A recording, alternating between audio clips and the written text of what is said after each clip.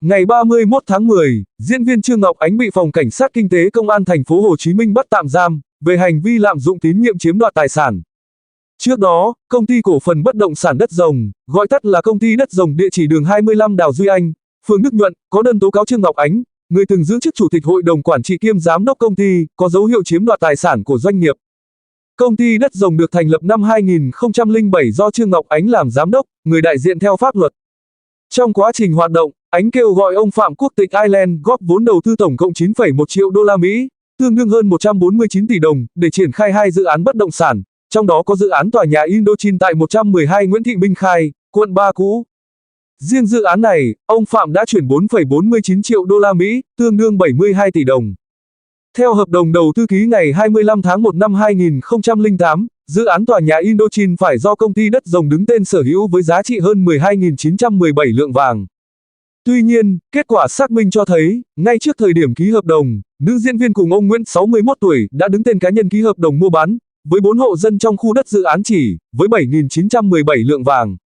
Cơ quan điều tra xác định, trong đó Ánh mới thanh toán 3.000 lượng vàng nhưng lại hạch toán sổ sách công ty đã chi 4.458 lượng, vi phạm thỏa thuận đầu tư, có dấu hiệu gian dối, nâng khống giá trị dự án để chiếm đoạt phần chênh lệch.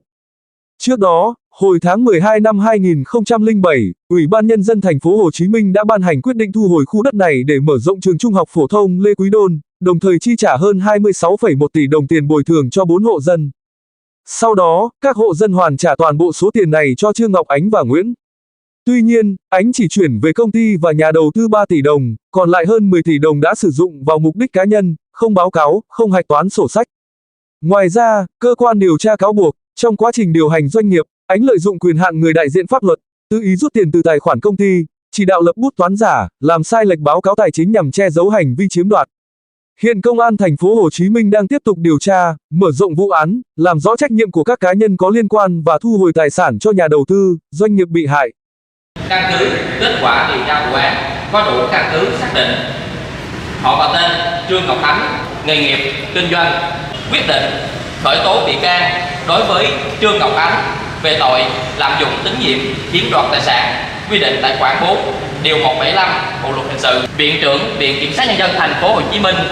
quyết định điều 1 phê chuẩn quyết định khởi tố bị can đã có hành vi lạm dụng tín nhiệm chiếm đoạt tài sản trong thời gian giữ chức vụ chủ tịch hội đồng quản trị kiêm giám đốc công ty cổ phần bất động sản Đất Rồng, 19 và 173 Bộ luật tố tụng hình sự, ra lệnh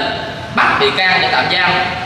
trong thời hạn 4 tháng, tổ chức thi hành lệnh này và giải bị can đến trại tạm giam Chí Hòa, Công an thành phố Hồ Chí Minh.